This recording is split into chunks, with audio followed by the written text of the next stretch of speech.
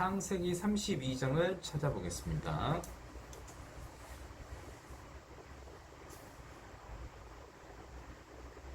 창세기 32장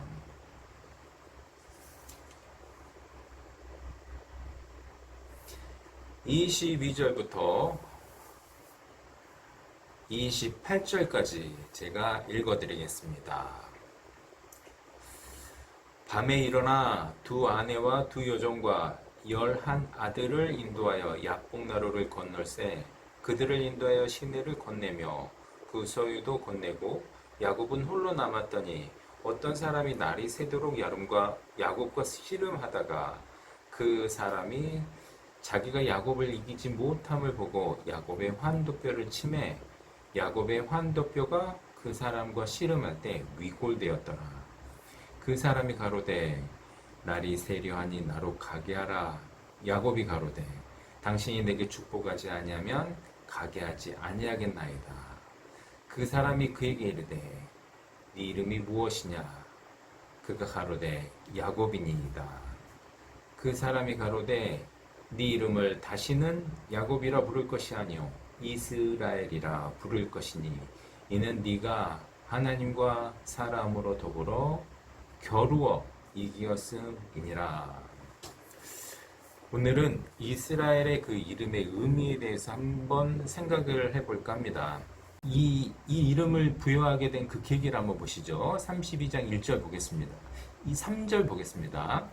야곱이 세일 땅 에돔 들에 있는 형 에서에게로 사자들을 자기보다 앞서 보내며 그들에게 부탁하여 가로되 너희는 이같이 내 주 에서에게 구하라. 주의 종 야곱이 말하기를 내가 라반에게 붙여서 지금까지 있었사오며 내게 소와 나귀와 양떼와 노비가 있사오므로 있사오므로 사람을 보내어 내 주께 구하고 내 주께 은혜 받기를 원하나이다 하더라 하라 하였더니 사자들이 야곱에게 돌아와 가로되 우리가 주인의 형 에서에게 이른즉 그가 400인을 거느리고 주인을 만나려고 오더이다. 이 배경을 잘 알고 계실 겁니다. 야곱은 라반 그 삼촌 집에서 20년을 지냈습니다. 그동안 4명의 처와 첩을 얻었고 그 다음에 많은 아들들도 얻었고 그 다음에 많은 소와 양들을 이렇게 많이 얻게 됐습니다. 근데 어느 날 보니까 삼촌의 눈빛이 변했고 자기를 대하는 태도가 달라졌고 그 참에 하나님께서 여기 31장 보겠습니다. 31장 3절 31장 3절 2절부터 제가 읽겠습니다. 야곱이 라반의 안색을 본즉 자기에게 대하여 전과 같지 아니하더라. 자기를 대하는 태도가 안 좋은 그때 3절 여호와께서 야곱에게 이르시되 네 조상의 땅 내 족속에게로 돌아가라. 내가 너와 함께 있으리라 하신지라. 이제 이 명령을 받은 겁니다. 조상 내 이제 부모 집으로 다시 돌아가라 이런 명령을 받고 돌아가려고 하는 겁니다. 네, 여러분 잘 아시는 것처럼 야곱이 자기 고향 땅을 떠나온 것은 에서에게 그야말로 큰 죄를 지었기 때문입니다. 그러니까 형을 속이고 장자의 명분을 빼앗았고 거기서 그치지 않고 아버지가 이제 죽기 전에 축복을 해주려고 하는데 그걸 또 이제 형을 속이고 어머니와 합세해서 그 축복을 가로챘습니다. 그 사실을 알고 에서는 야곱을 죽이려고 했거든요. 그래서 그 죽이려는 그 사실을 알고 도망갔던 것이 바로 라반의 집이었습니다. 거기서 20년을 살았는데 다시 하나님께서 자기 집으로 돌아가라고 하니 가기는 가야겠는데 걱정이 되는 겁니다. 왜? 지금 돌아가는 곳에는 형이 있을 것이고 형은 자기를 죽이려고 하는 죽이려고 할 것이라는 생각이 있었기 때문에 그래서 걱정이 너무 많이 됐습니다. 그래서 먼저 자기 종들을 먼저 보내봤는데 종들이 가져온 소식이 좋은 소식이 아니었어요. 6절 32장 6절 보겠습니다. 사자들이 야곱에게 돌아와 가로되 우리가 주인의 형 에서에게 이른즉 그가 400인을 거느리고 주인을 만나려고 오더이다. 자, 이제 우리는 결말을 알고 있습니다. 이 400원을 거느리고 왔지만 에서는 결국 야곱을 환영해 주려고 받아들이려고 이렇게 데려온 것인데 이 소식들은 야곱의 입장에서는 그것이 아니었죠.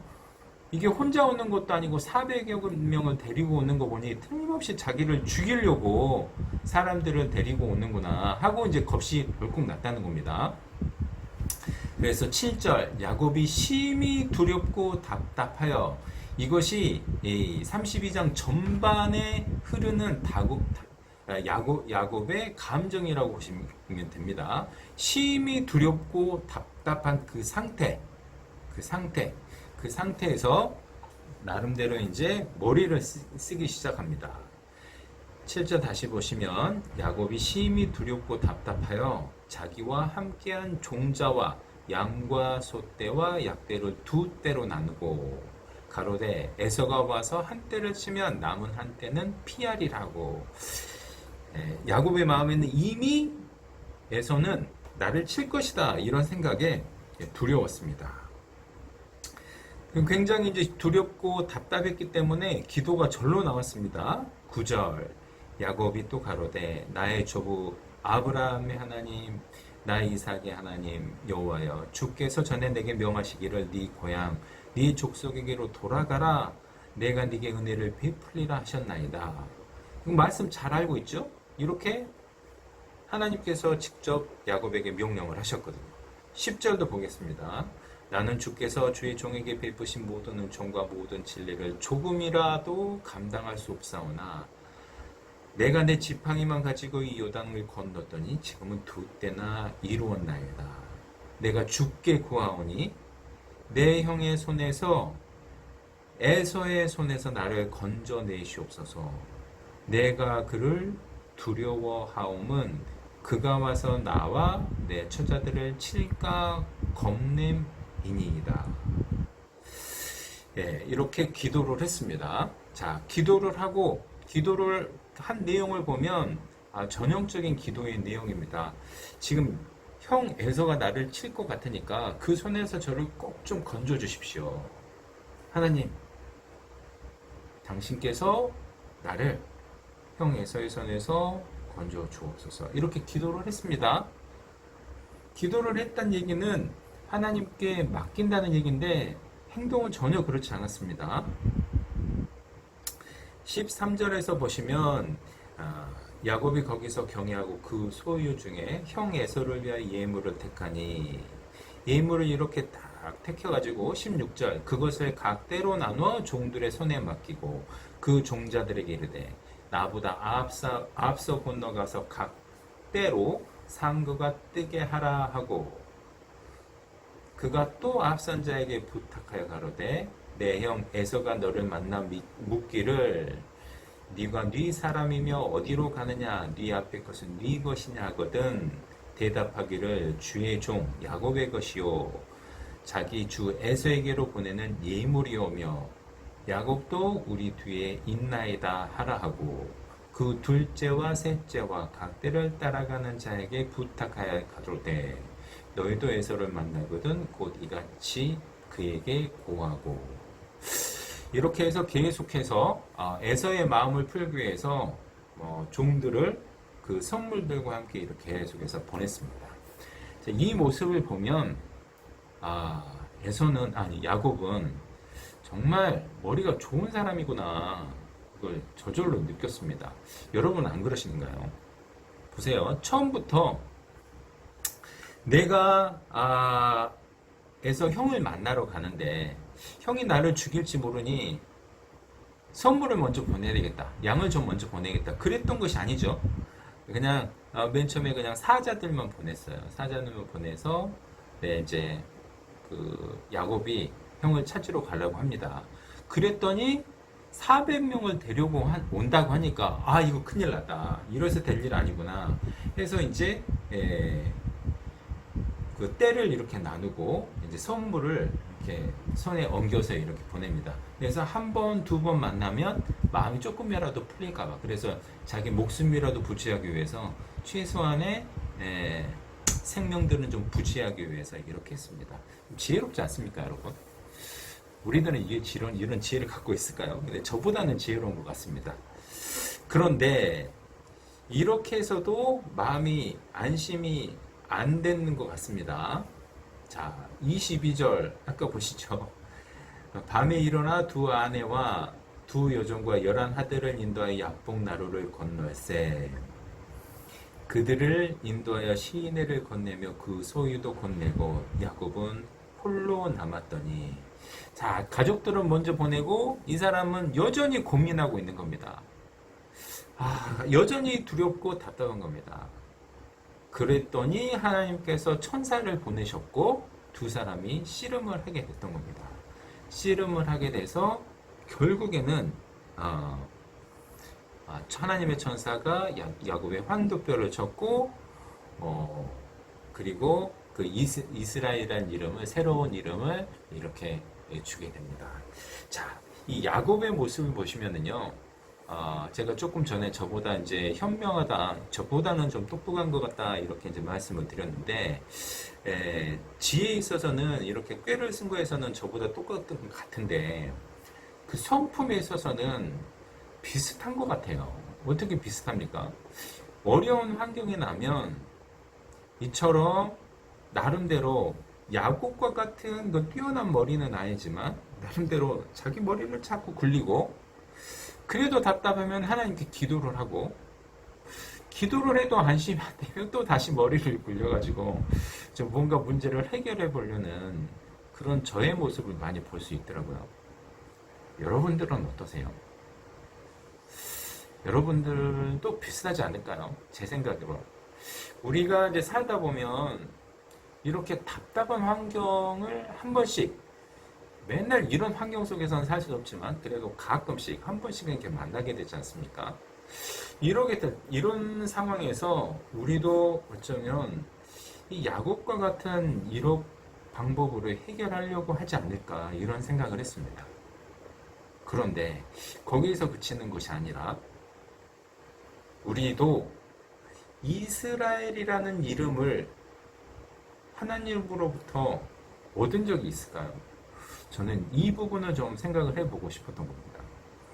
우리도 정말 천사와 이렇게 씨름하는 경험을 한 적이 있었을까? 그것을 좀 생각을 해보도록 하겠습니다. 하나님께서는 결국 천사를 보냈고, 야곱과 씨름하게 하시고, 환도뼈를 부러뜨리셨고, 그 다음에 이제 새 이름을 주셨습니다. 자, 여기에는 각각 하나님의 의도가 분명히 있다고 생각합니다. 첫 번째 의도는 하나님께서, 보세요. 하나님께서 야곱에게 명하시기를, 고향 땅으로 돌아가라. 네 족속에게 돌아가라. 이렇게 말씀을 하셨잖아요. 말씀을 하셨지만 상황은 야곱이 보기에 정말 암담한 상황이었습니다.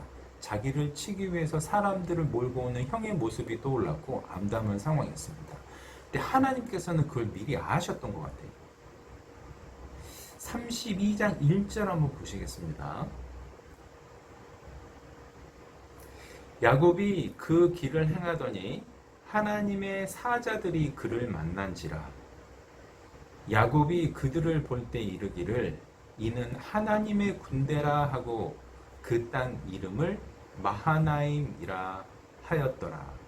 자, 하나님의 명령을 따라 가나안 땅으로 향하고 있는 야곱에게 하나님께서 사자들을 보내셨어요. 이게 무슨 뜻일까요? 하나님의 군대가 너와 함께 한다. 그러니 염려하지 말라. 이런 뜻이죠. 네가 지금 가는 도중에 어떤 어려움, 어떤 답답한 상황이 닥칠지라도 내가 너와 함께 한다. 내가 내 천사들을 보낼 것이다. 그러니 걱정하지 말라. 이런 뜻이었습니다. 분명히 야곱의 귀향은 하나님의 뜻이었어요. 그러니까 하나님의 뜻을 받았으면 가장 좋은 건 뭐냐면 네 하고 그냥 가는 거예요. 여러분 요셉 기억나십니까? 야곱이 요셉의 형들은 다 양치기로 이게 다 세겜으로 보내고 요셉만 남겨놨어요. 요셉만 남겨놓고 이제 형들은 다 양치고 있는데 어느 날 요셉을 불러가지고 요셉아, 형들이 어떻게 지냈는지 보고 와라 하고 채석이 입혀가지고 보내잖아요. 그런데 그럴 때 제가 요셉 같았으면 아버지는 눈치도 없으세요? 형들이 저를 어떻게 생각하는 줄 아세요? 이렇게 따지다 보면 그냥 순종할 수 없는 상황이었다는 겁니다. 그런 것처럼 그냥 네 알겠습니다 하고 이렇게 가기가 쉽지 않은 상황인데 야곱이 하나님의 명령을 들었을 때 네, 대답은 순종하려고는 했던 것 같아요. 그런데 야곱이 요셉하고 달랐던 점은 뭐냐면 갈 때부터 그 말씀을 들었을 때부터 계속 잔머리를 쓴 겁니다. 자, 만약에 라반의 집에 있을 때 그렇게 그 하나님의 명령을 받았잖아요. 그러면 라반한테 얘기를 하면 되잖아요. 삼촌, 제가 고향에 가야 되겠습니다. 그런데 야곱은 그러지 않았어요. 31장에 있는 내용입니다. 라반 몰래 그냥 식솔들 부르고 그냥 야반도주를 한 겁니다. 그 많은 짐승들을 데리고. 그것을 알고 난 라반은 어떻게 했습니까? 야곱을 치려고 뒤에 쫓아가고 있었어요. 근데 하나님께서 다시 사자를 보내가지고 꿈에 야곱을 건들지 마라. 그 얘기 듣고 그냥 좋게 보내준 거예요. 그러니까 하나님께서는 고향 땅으로 가라. 그랬으면 야곱은 네 하고 그냥 순리대로 삼촌 저 가야 될 것 같아요. 이렇게 하면 되는데 굳이 모든 그냥 양, 소, 이거 그냥 하나라도 이루어지지 않으려고 자기 딴에는 그러니까 머리를 쓴 것 같습니다. 그래서 야반도주 하는 게 낫겠다. 그렇게 하다가 죽을 뻔했는데 하나님의 도우심으로 죽기를 또 면했던 겁니다.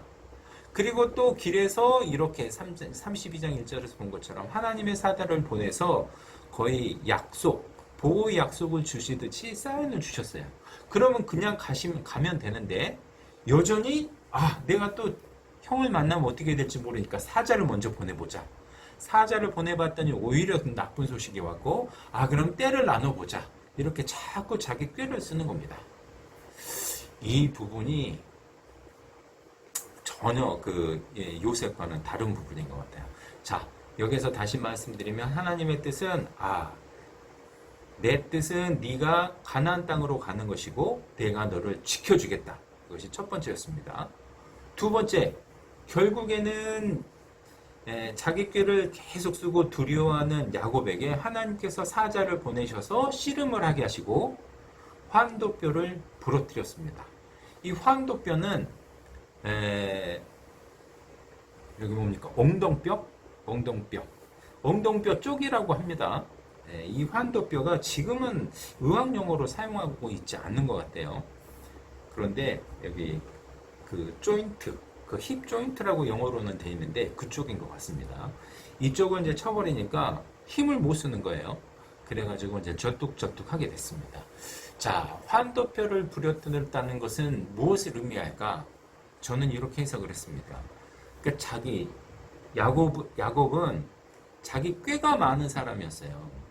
그러니까 태어날 때부터 야곱으로 태어났고 지기 싫어하고 그래서 그 사람들하고 그러니까 특히 형하고 싸움에서 이기려고 발꿈치를 잡고 나와서 계속 머리를 쓰고 살았습니다.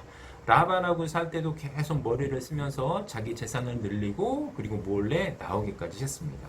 그러니까 잔머리라고 해야 될지 아니면 IQ라고 해야 될지 모르겠지만 머리는 뛰어났던 사람인데 그랬기 때문에 자기 지혜를 많이 의지했던 사람이었던 것 같아요.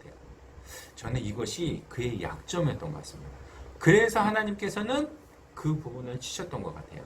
네가 의지하는 너의 능력 내가 치겠다. 그랬더니 이제 저에게 됐습니다. 멀쩡했던 자기 힘이 있었다고 생각했지만 물론 육체적으로 이렇게 사인을 보내주신 것이지만 이제 좋은 상태에서는 자기 힘이 약해졌기 때문에 자기 힘을 의지하는 것이 약해지지 않았을까? 그것이 하나님의 뜻이라고 생각합니다. 너 자신의 힘을 의지하지 말고 나를 좀 믿어다오. 내가 길을 다 예비하고 너를 인도하고 있으니 나를 믿어다오. 하면서 끝까지 하나님을 온전히 믿지 못하는 그 야곱의 그 자아, 그것을 부러뜨리기 위해서 환도뼈를 치셨다고 생각합니다. 우리는 이런 비슷한 경험을 우리 신앙생활에서도 하는 것 같아요. 내가 믿고 있는 것들, 그것이 이제 나의 지식이 됐건, 나의 경험이 됐건, 내가 가지고 능력이 됐건, 나의 부가 됐건, 혹은 나의 외모가 됐건, 그것을 너무 믿고 살다가는 하나님께서 그걸 가끔 치시는 경우가 있죠. 겸손해지도록, 하나님만 더욱 의지하도록. 그래서 하나님께서는 야곱의 넓적다리, 그 환도뼈를 들어서 가격해서 부러뜨렸다고 생각합니다. 그래서 이제 마지막에 28절에 다시 보시면 그 사람이 가로되 내 이름을 다시는 야곱이라 부를 것이 아니요 이스라엘이라 부를 것이니 이는 네가 하나님과 사람으로 더불어 겨루어 이기었음이라. 자, 여기 보시면 하나님과 더불어 겨루어 라고 되어 있는데, 제가 아까 서두에 미리 말씀을 드렸는데 이것은 싸우다는 의미와 다릅니다. 그러니까 하나님과 싸워서 이길 수 있지 않습니다. 아무도 하나님과 싸워서 이길 수 없다는 건 잘 알고 계시잖아요. 그럼 하나님과 겨루어 이기었음. 여기 이기었음도 영어로는 프리베일 이렇게 되어 있지만 원어로는 할 수 있다, 능력이 있다 이런 뜻이에요. 아무튼 이게 아무튼 이기었음보다는 그 겨루어라는 의미에 대해서 여러분이 좀 잘 생각하셔야 되는데, 이것이 킹 제임스 버전으로 보면 번역이 대단히 잘못되어 있어요. 그러니까 없는 말, 원어에는 없는 말을 집어넣어서, 그러니까 하나님과 겨루어서 이겼다는 건 말이 안 되잖아요. 그래서 의역을 많이 붙였던 것 같아요. 킹 제임스 버전은 의역이 많이 적은 편인데 이 부분에 있어서는 크게 잘못 번역을 하고 있습니다. 자, 어쨌든 여기서 분명히 알 수 있는 것은 네가 하나님과 사람으로 더불어 겨루 이기었습니다. 이게 그나마 원어에 가장 가깝게 해석한 거라고 할 수 있습니다. 그렇다면 하나님과 겨룬다는 뜻이 무엇인가? 이 부분에 대해서 우리가 좀 생각을 해봐야 될 것 같습니다. 이 부분이 바로 우리말 씨름이 가장 적당한 것 같아요. 씨름하다. 그래서 스트러글이라고 제가 쓴 겁니다. 보세요. 제가 어떤 문제가 있습니다. 그러면 영어로는 그 문제와 나는 그 문제와 싸웠다 이렇게 얘기하지 않고 I struggled with that matter 뭐 이런 식으로 스트러글이란 말을 사용하거든요. 그러니까 그거와 씨름을 했다 이런 뜻입니다. 자, 그러면 보세요. 야곱이 하나님의 명령을 따라 자기 땅으로 돌아가려고 하는데 생각지도 못한 어려운 환경을 만난 거예요. 그럴 때 야곱은 생각했어요. 내가 형과 싸워서 이겨야 되겠다. 이 어려운 환경과 싸워서 이겨야 되겠다. 이런 생각을 하고 있을 때 하나님께서는 형과 싸워서 이길 생각하지 말고 환경과 싸워서 이길 생각하지 말고 나와 싸워서 이길 생각을 해라. 나와 씨름을 해서. 이게 무슨 뜻일까요? 나의 뜻이 무엇인지를 좀 헤아리려고 생각을 해봤니? 그 문제와 씨름하다 보면 하나님 도대체 이 일은 왜 일어난 거예요? 하나님, 저는 도대체 어떻게 해야 되는 거죠? 하나님의 뜻은 뭘까요? 이렇게 하나님과 씨름을 해야 되는데 사람과 씨름을 했다는 겁니다.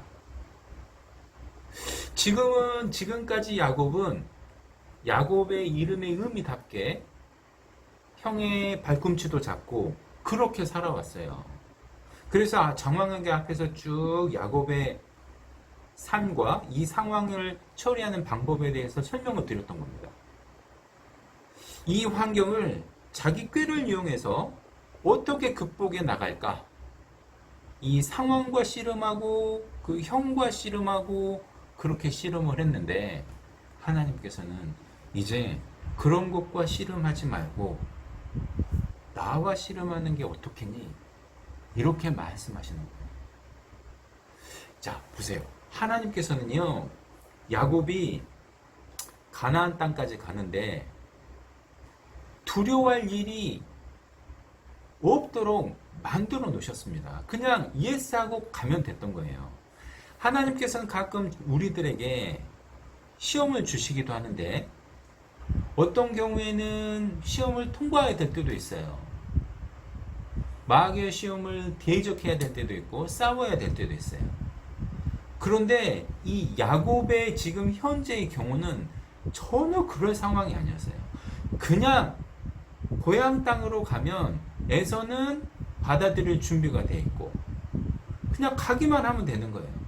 하나님께서 그걸 준비를 다 해 놓으셨고 가라고 명하셨고 그 다음에 하나님의 사자들까지 보내서 내가 너와 함께 하겠다는 그 약속을 상징적으로 보여줬던 겁니다. 그러니 이 하나님의 뜻만 온전히 잘 알았다면 그냥 갔다면 야곱은 아무렇지도 않게 갔었을 텐데 굳이 상황과 싸우느라 시간을 보냈고 상황과 싸우느라 자기 에너지를 소비했고 자기 환도뼈도 부러지게 된 거예요. 우리가 어려운 환경을 당할 때 우리가 싸우는 것이 무엇인지 잘 생각해 보세요.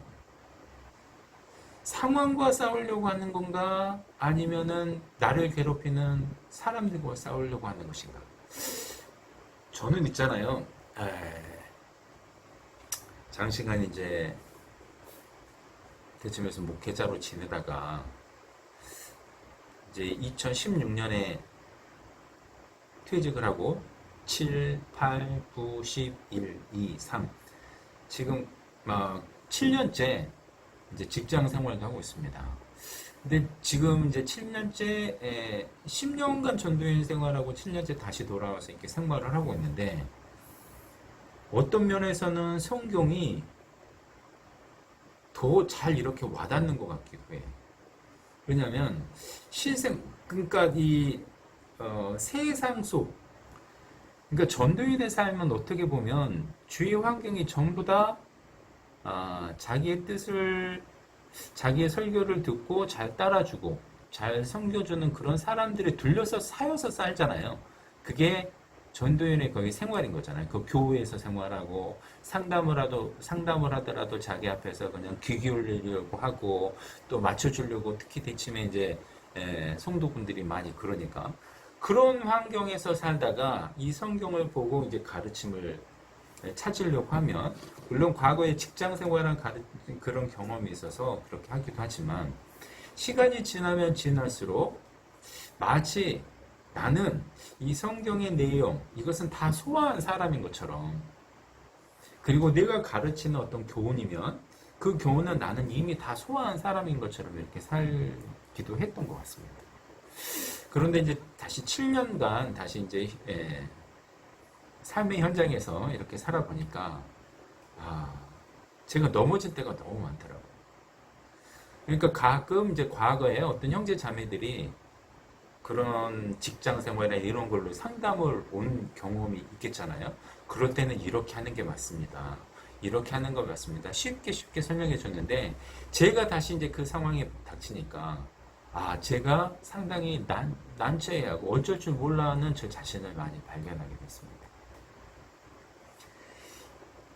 이런 야곱이 경험했던 이런 상황도 마찬가지고 저는 직장생활 잘할 것 같았어요. 왜냐하면 그동안의 내공이 있었기 때문에 성경 말씀으로 쌓은 내공이 있었기 때문에 아무 문제도 없을 줄 알았습니다. 그런데 생각지도 못한 많은 문제가 발생하게 되고 그런 문제 닥칠 때마다 제가 똑같이 돼가고 있더라고요. 그나마 이제 시간이 지나면 지날수록 글쎄요 제가 이제 그게 정확한 이유는 모르겠습니다. 말씀을 제가 더 붙들고 살아야 되는지 더 가깝게 해야 되는데 그래서 그렇지 못해서 그런지 모르겠지만 예를 들면 상사에 욕하는 게 어느새 저도 모르게 습관이 돼 있더라고요. 그러니까 에브리데이 한다는 얘기는 아닌데 너무 쉽게 이렇게 얘기를 이렇게 하더라고요. 저 사람에 대해서 험담을. 그러니까 맨 처음에는, 그러니까 전도인이었을 때는 아예 생각도 못했을 겁니다. 그건 하면 안 된다고 가르치는 사람이었기 때문에 나는 그런 사람 아니겠지. 그런데 맨 처음에 다시 이제 직장 생활을 하면서는 저도 그렇지 않으려고 했을 것 같아요. 근데 하다 보니 살다 보니 저도 모르게 어떻게 그렇게 돼 있더라고요. 그리고 어쩔 때는 그 사람이 나에게 그 부당한 일을 지시를 하거나 그러면 머리를 쓰고요. 악한 세상이 생각이 얼마나 많이 떠오르는지 모릅니다. 오토매틱으로 저 사람이 저렇게 하니까 나는 이렇게 해버릴까? 이렇게 해버릴까? 하면서 어떻게 하면 저 사람을 곤란하게 하지? 그 나의 억울함을 어떻게 표출해내지? 사람들이 나의 억울함을 다 이해했으면 좋겠는데 어떻게 이걸 막 얘기를 하지? 그러다 보니까 험담도 늘게 되고 아 그런 모습을 발견하게 됐습니다. 그러면서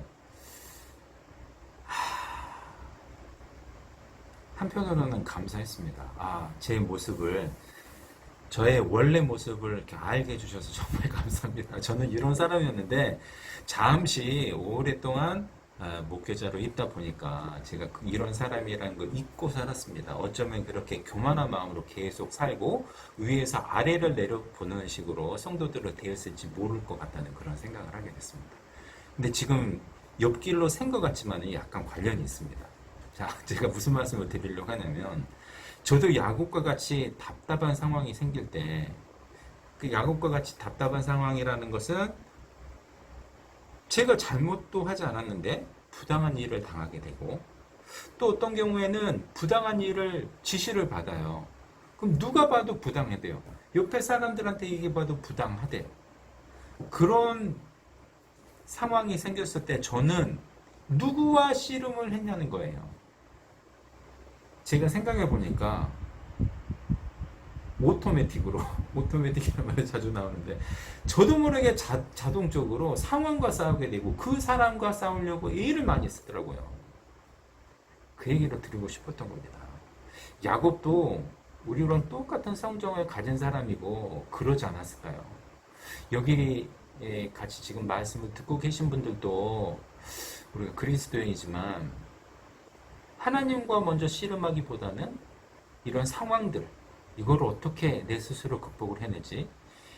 진짜 이 상사의 부당한 대우, 그리고 그것을 진짜 조용히 하자니 일도 힘들 것 같고 스트레스도 많이 생길 것 같고 또 한편으로는 자존심도 상하는 거예요. 저는 자존심이 상하는 게 좀 크더라고요. 아니, 제 아랫사람도 있는데 나한테 이 일을 시켜? 이런 것도 생기고요. 이렇게 하다 보니까 정말 이거 어떻게 이걸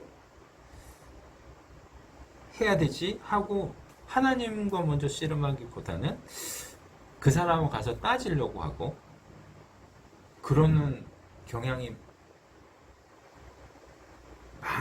많은 저 자신을 이렇게 발견하겠습니다.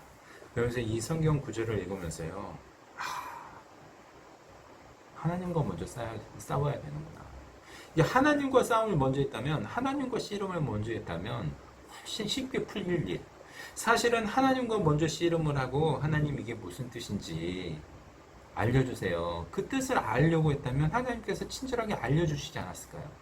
그리고 하나님께서는 가라 이렇게 명하셨고, 그리고 어려움이 닥칠 것이다 이런 얘기를 한 것도 아니잖아요.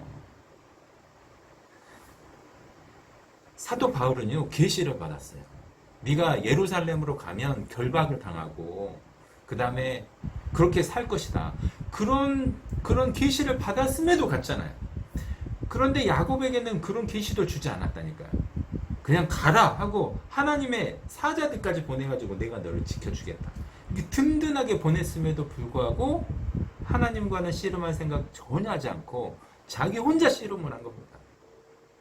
그 사람과 그 상황과.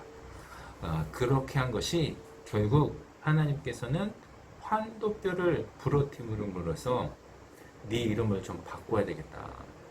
이제 네 자신과 그 상황과 다른 사람과 싸우지 말고 나와 좀 씨름을 하자 하는 의미인 것 같아요. 그래서 하나님과의 씨름은 정말 중요한 것 같습니다. 조금 전에 이제 뭐 상사로부터 부당한 일을 당했을 경우에 그런 예를 드렸는데, 꼭 그런 일일 뿐만 아니라 우리는 살다 보면 어떤 사람이 나를 까닭없이 비난하는 경우도 있어요. 그런 경우라면 우리도 어떻게 욱하는 성경이 나와서 같이 대들거나 이렇게 할 가능성이 높습니다. 그럴 때 우리는 하나님과 먼저 씨름을 해보는 것은 어떨까요? 하나님, 이런 건 왜 일어나는 거죠? 다윗이 압살롬의 반역 때문에 도망을 갈 때 시므이가 와서 막 저주를 하고 욕했습니다. 그럴 때 옆에 있는 아비새가 제가 저 개를 쳐 죽이겠습니다. 그럴 때 다윗은 가만둬라. 하나님께서 저 입을 통해서 나를 욕하고 계신 거다.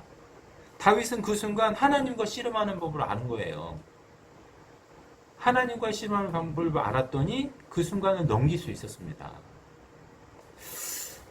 그러고 보니 저한테도 상사로부터 부당한 일을 당했을 때 하나님하고 먼저 씨름을 했다면 훨씬 낫지 않았을까? 근데 하나님이 분명히 알고 계시고 하나님이 허락하신 일이었고, 그래서 그냥 하나님만 믿고 한번 해봤으면 어땠을까? 이런 생각을 이 성경을 보면서 다시 한번 하게 됐습니다. 그도 그럴 것이 가끔 있잖아요. 저도 직장 생활 하다 보니까 그 예화를 자꾸 쓰게 되는데, 어떻게 직장 상사들이 정말 부당한, 좀 공평하지 않은 일을 시켰는데 하게 됐더니 좋은 결과, 오히려 뜻밖의 결과를 얻게 되는 경우도 있었어요. 지금 딱히 생각이 나진 않지만 예를 들면 이런 겁니다. 다른 사람 많은데 특히 나보고 어딜 좀 갔다 오라고 멀리 좀 갔다 오라고 일을 시키는 겁니다. 그럼 그 순간 좀 부당하잖아요. 그냥 하던 일 하고 싶은데 갑자기 저를 시키니까. 그런데 그 일을 갔다 왔더니 그냥 빨리 퇴근하라고 하는 겁니다. 그러니까 예입니다. 예를 들면 그런 경우도 있듯이 하나님께서는 어떤 더 좋은 걸 주시려고 고난이나 어떤 그런 시험과 같은 가면을 통해서 우리에게 다가오시는데, 하나님과 미처 씨름하기 전에 우리 꾀로 먼저 판단하고 우리 스스로 이렇게 자기 장꾀를 이용해서 야곱처럼 해서 문제를 해결하다 보면 계속 야곱과 같은 삶을 살 수밖에 없지 않을까, 이런 생각을 하게 됐습니다. 그래서 이 하나님과의 씨름, 이건 하나님과의 싸우다는, 결투하다는 의미가 아닙니다. 하나님과의 씨름, 이 스트러글을 통해서 훨씬 더 쉽게 갈 수 있고, 또 하나님과 평안하게 갈 수 있고, 자기의 평강을 지키면서 갈 수 있는 길을 그렇지 못하는 경우가 많이 있을 수 있겠구나, 이런 생각을 하게 됐습니다. 그래서 우리도 모두 이름을 좀 바꿨으면 좋겠어요. 이스라엘. 우리가 이제 앞으로 무슨 일을 당할 때마다 나는 이스라엘이다, 더 이상 야곱이 아니다, 이스라엘의 이름을 가지고 하나님과 먼저 씨름을 하고 하나님으로부터 답을 받고 이렇게 삶을 살았으면 좋겠습니다. 아까 이제 저도 이제 자아 환답뼈가 이제 자기 생각, 자기 꾀, 그다음에 또 자아라고 말씀드렸지 않습니까? 그 자아란 부분에 이제 거의 다 이제 형제님 말씀하신 부분도 다 들어가는 것 같습니다.